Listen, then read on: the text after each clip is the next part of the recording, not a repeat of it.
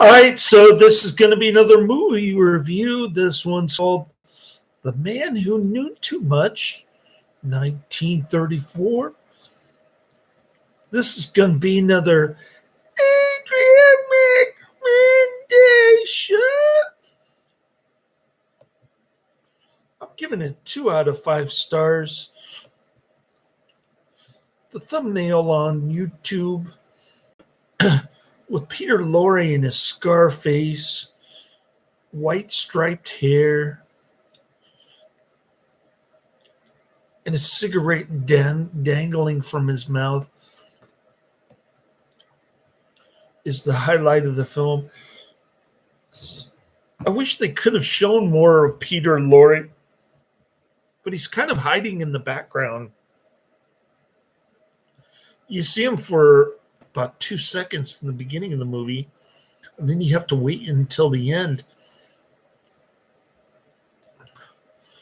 to see that classic gaze of evil. The Man Who Knew Too Much is a 1934 British spy thriller film. Notice the words spy thriller, which is my least favorite of the Hitch genres. Directed by Alfred Hitchcock, featuring Leslie Banks and Peter Lorre. Peter Lorre is the reason to watch. The rest of the movie was pretty much made up, remade into a U.S. film from the 50s with Doris Day and James Stewart. I wasn't too impressed by that one either. This original 1934 version was released by Gaumont British. It is one of the most successful and critically acclaimed films of Hitchcock's British period. I think I preferred the 39 Steps. The film is Hitchcock's first film using this title and was followed later with his own 1956 film using the same name, featuring a significantly different plot and script with some modifications. The second film featured James Stewart and Doris Day, and it was made for Paramount Pictures. The two films are very similar in tone. In the book-length interview, Hitchcock Truffaut, 1967, in response to filmmaker Francois Truffaut's assertion that aspects of the remake were by far superior, Hitchcock replied, "Let's say the first version is the work of a talented amateur and the second was made by a professional." However, some critics have concluded that Hitchcock's statement should not be taken at face value. All right. Public enemy number one of all the world is Peter Lorre smoking his cigarette, his fag.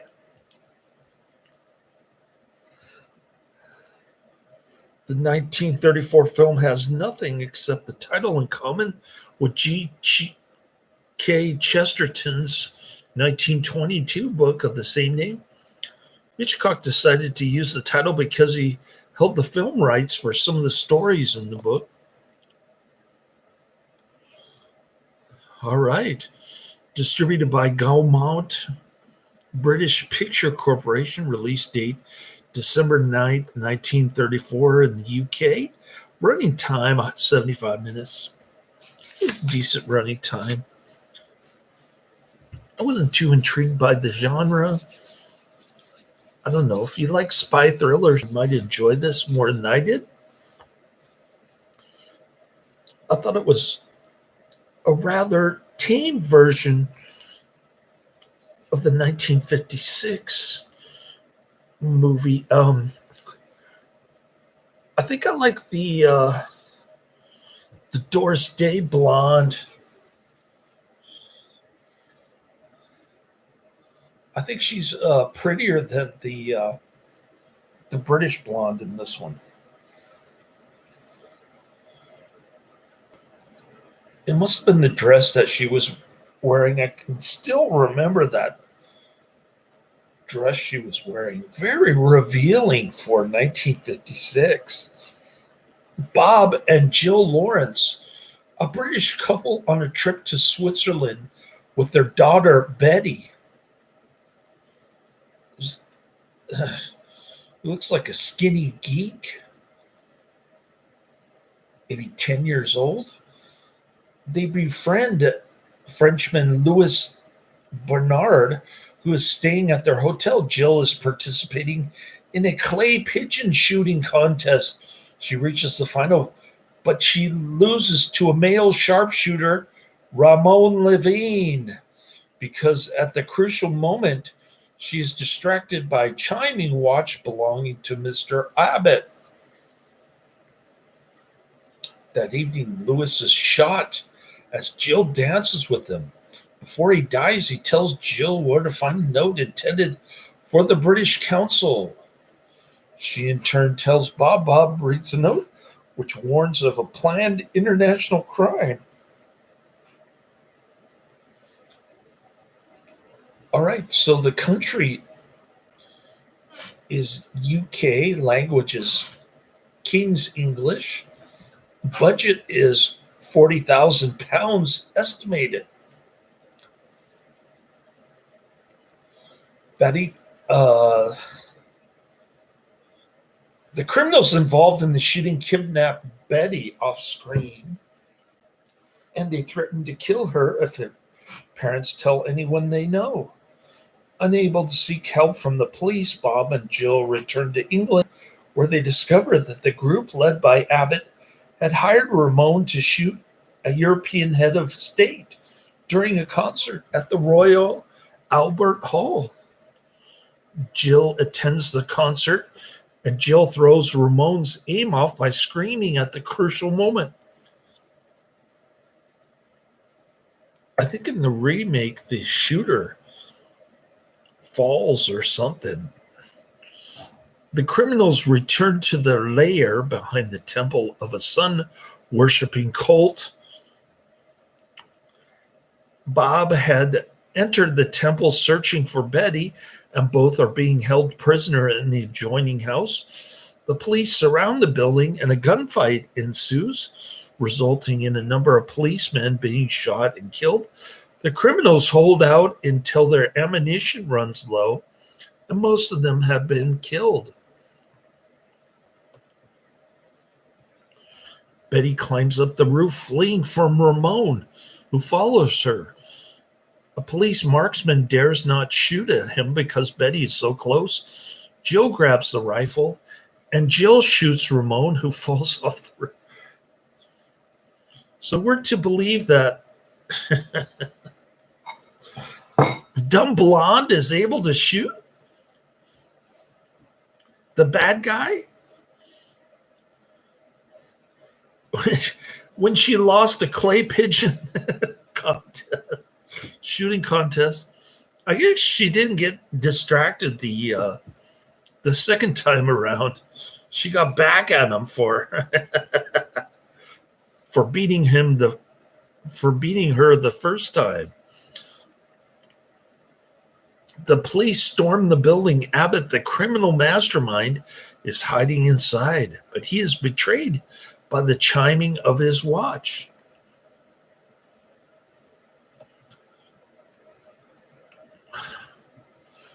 Before switching to the project, Hitchcock was reported to be working on Roadhouse 1934, which was eventually directed by Maurice Elvey. The film started when Hitchcock and writer Charles Bennett they tried to adopt a Bulldog Drummond story revolving around international conspiracies and the kidnapping of a baby. Its original title was Bulldog Drummond's Baby. I haven't seen any Bulldog Drummonds, but I do have many of them on my list now. Ever since I gave up Netflix, because Netflix didn't have anything. And just like my former coworker said, Amazon Prime has everything. well, not everything, but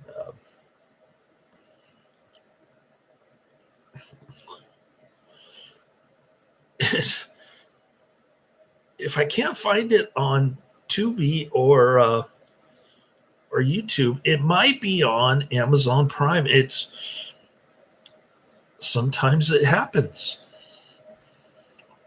believe it or not. The deal for an adoption fell through, and the frame of the plot was reused in the script for The Man Who Knew Too Much, the title itself taken from an unrelated G.K. Chesterton compilation. The story is credited to Bennett and D.B. Wyndham Lewis. Bennett claimed that Lewis had been hired to write some dialogue that was never used, and Lewis provided none of the story, though this account has been disputed.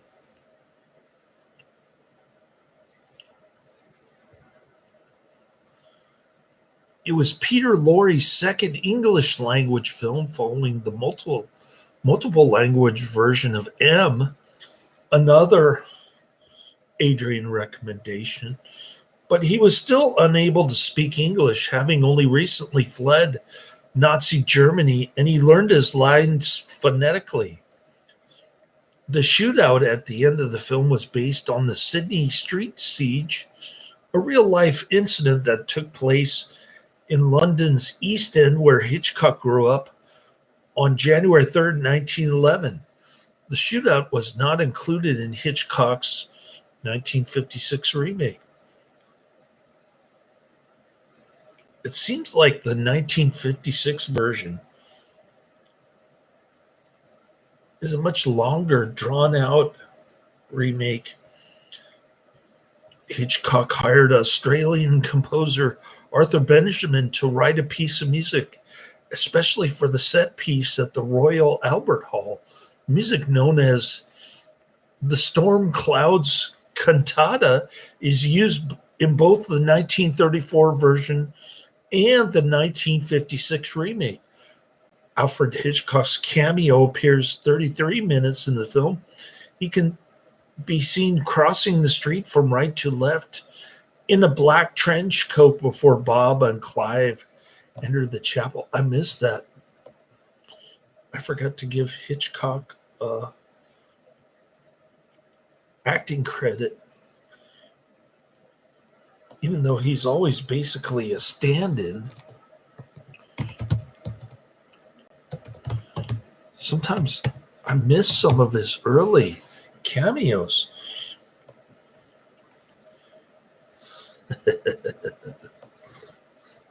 Contemporary reviews were positive, with C.A. Lejeune of The Observer stating that she was happy about this film because of its very recklessness, its frank refusal to indulge in subtleties, to be the most promising work that Hitchcock has produced since Blackmail. The Daily Telegraph referred to it as a striking comeback for Hitchcock, while the Daily Mail stated that Hitchcock leaps once again into the front rank of British directors. The New York Times praised the film as the raciest melodrama of the new year, noting that it was excitingly written and excellently performed bit of storytelling. The review praised Hitchcock as one of England's ablest and most imaginative filmmakers,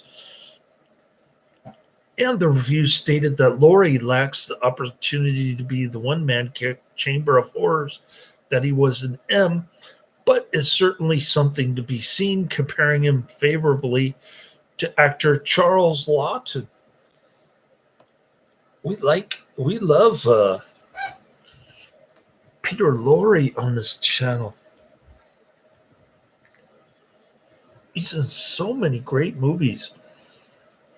The film has an approval rating of 89% on Rotten Tomatoes based on 32 reviews, with an average rating of 7.76 out of 10. So it's one of those whopper ratings on Rotten Tomatoes. The film was banned in Norway in January 1935 without citing any reason other than issuing the following statement. The film above is not approved for public viewing in Norway. The Man Who Knew Too Much is copyrighted worldwide, but has been heavily bootlegged on home video. Despite this, various licensed restored releases have appeared on DVD, Blu-ray, and video-on-demand services from Network Distributing in the UK, Criterion in the US, and many others. There's a Cult Cinema Classics version of it on YouTube, but that one is either colorized or it's subtitled. So that was kind of annoying. I had to find another upload of this movie on YouTube. Something other than Cult Cinema Classics, which is kind of a bummer.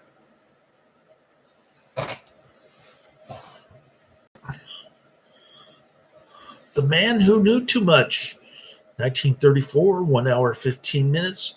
Great movie poster with Peter Lorre in a green skin, doing his mean look with the cigarette fag. An ordinary British couple vacationing in Switzerland suddenly find themselves embroiled in a case of international intrigue when their daughter is kidnapped by spies plotting a political assassination. It's pretty decent, 6.7 out of 10 on IMDb, 23,000 ratings. So you can tell that I'm not a real big fan of spy thrillers.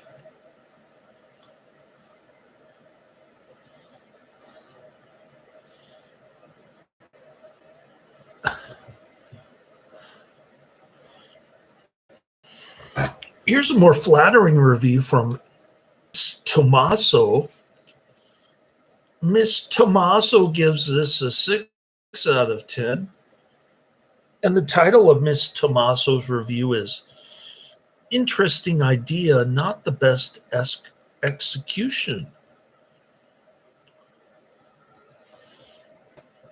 So while we're waiting for that to load, more like this: Sabotage, The Man Who Knew Too Much, 1956, 39 Steps, and Young and Innocent.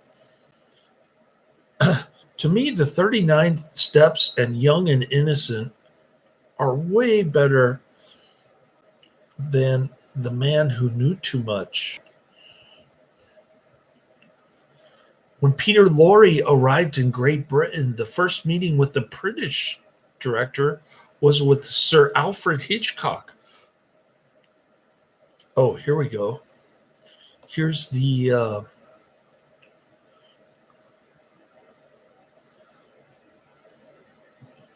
review from Miss Tommaso.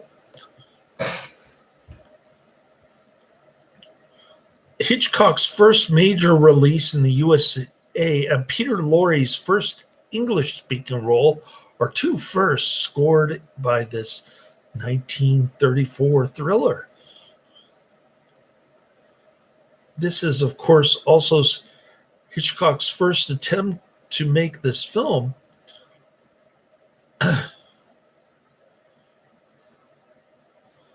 But this was not a U.S. film. What is this person talking about?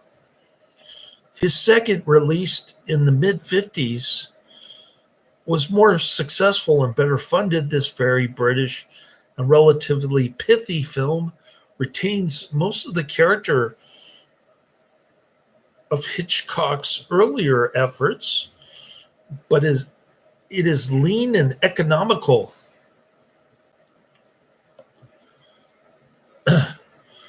With less camera play and simpler cinematography and pacing. The acting is generally very good. Of the main cast, Nova Pilbeam, who plays the kidnapped daughter of Leslie Banks and Edna Best, is the only survivor today at the age of 87. Most of the action centers on Banks, and he is fine, but I tend to think this is Hitchcock's doing. Very emotionally compressed throughout the film. Banks' Bob Lawrence has a loving, flirty wife, Best, and a delightful young daughter, Pilbeam. They're away on holiday in the Alps when a new friend of theirs is shot dead while dancing with Best. As he dies, he passes along some information which creates the family's predicament. Lorre and his people kidnap both Pilbeam in exchange for Banks' silence, and he must then decide what to do. It seems that no matter what he does, his daughter is likely to die. It is remarkable that Lorre did not even know what he was saying throughout most of his performance. The legendary actor, as usual, dominates all of his scenes and gives the film a creepy, psychotic feeling that would have been difficult to achieve without him. No kidding. They should have used him throughout the entire film. It would have been much better. The plot is a bit light on logic, but brisk, satisfying, convoluted, entertaining. The script is okay, but often maintains too stiff an upper lip. A few opportunities for elaboration were missed, probably a limitation inherent in the original Wyndham Lewis story. I think it would have been interesting and more credible if the authorities had followed up on their knowledge. The Banks knew something and trailed him throughout the film. This could have added an extra layer of potential suspense, mystery, and obfuscation, since Best's heightened paranoia might have led him to suspect all sorts of things about anybody keeping tabs on him. Hitchcock definitely knew that he had a potential gem here, and it is a credit to him that he revitalized the film with Jimmy Stewart in the 1950s after establishing himself as a force to be reckoned with. Worth seeing for Hitchcock fans and those interested in early British film, as well as fans of the 1950s version.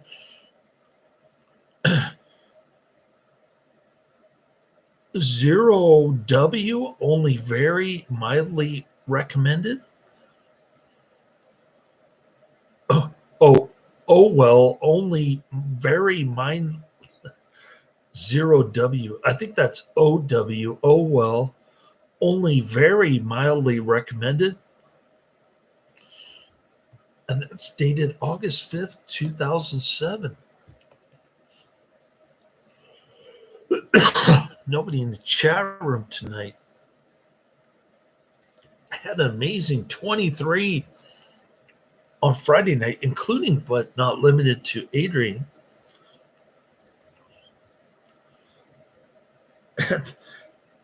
And that video Friday night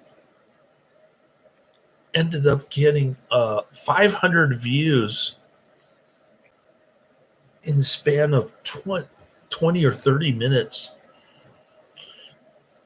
At around 21 minutes, when Bob Lawrence and his daughter exit the chalet porch to watch the trap shoot, Bob pushes the left door outwards when the camera cuts to an outside view of their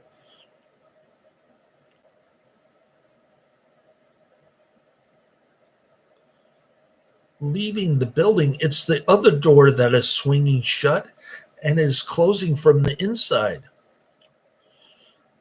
By smiling and laughing as Hitchcock talked, the director was unaware that Lorre, a Hungarian, had limited command of the English language. Hitchcock subsequently decided to cast Lorre in this movie, and the young actor learned much of his part phonetically.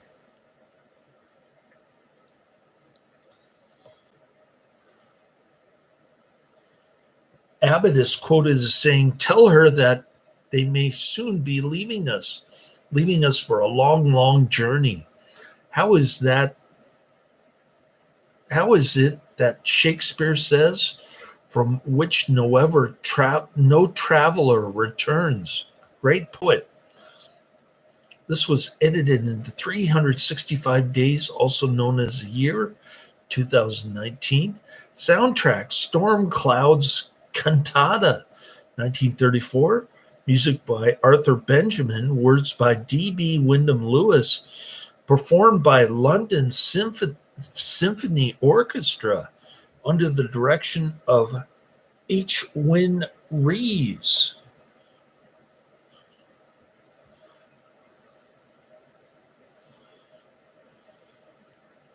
Release date March 21st, 1935 in the US. Country of origin United Kingdom. Languages English, German, Italian, French. Also known as El Hombre que Sabía Demasiado.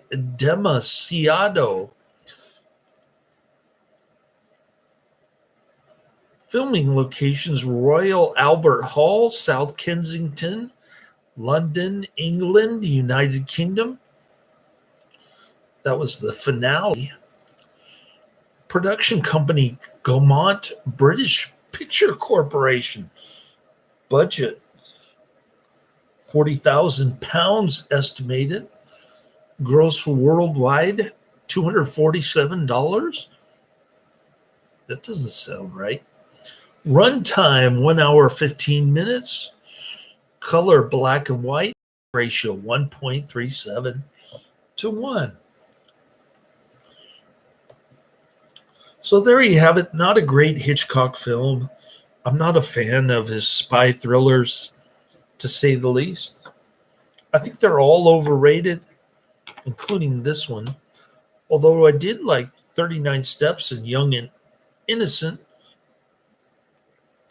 So there are exceptions to that rule, but generally, I have no interest in this kind of stuff. Adrian still recommends it because he's seen it and he wants other people to see it, which is kind of like what my son and I wish would happen at,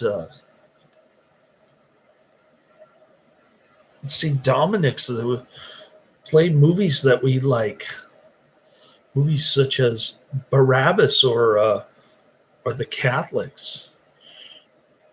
My son wants to see The Catholics again on the big screen. Let's see, Dominic's. But they keep picking these lamestream non-Catholic movies and pretending like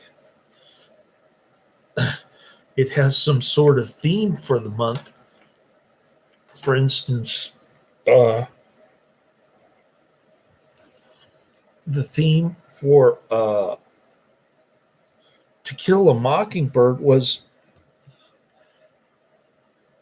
Atticus Finch being some sort of father figure for that month. I'm not sure. Oh, it was the St. Joseph. It was the month of St. Joseph or something. I like movies a lot, and Star Wars are nice. I like detective movies when they find the killers. Marvin Martinez is in the chat room. Welcome, Marvin.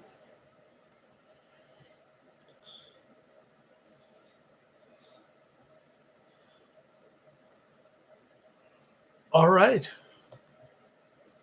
Coming down the pike.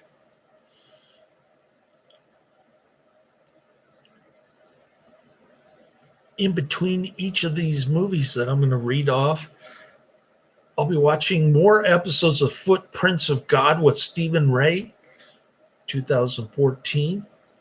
So that's next up on my list. I'll probably watch another episode on Thursday. But I do have Thursday off because it's some stupid paid holiday called Juneteenth or something. Anyways, first up on my list of movies is The Warm, Warm Bed. Then I'll watch another episode of Footprints. And the number 2 is Scarlet Street, 1945. Try to get through those 4 on Thursday if I can. And then the last but not least, number 3 on my list is Around the World in 80 Days, 1956.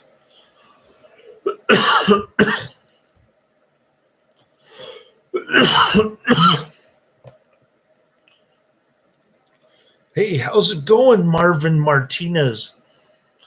I'm about ready to take a nappy poo. I've got sleep apnea.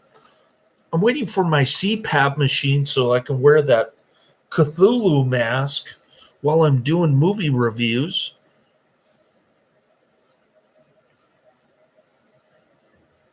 And hopefully the CPAP machine will give me enough energy to watch more movies and do more reviews on YouTube. Anyway, nice talking to you, Mr. Martinez. Have a good night. God bless you. And I hope to see you again in the chat room this Thursday. Laters.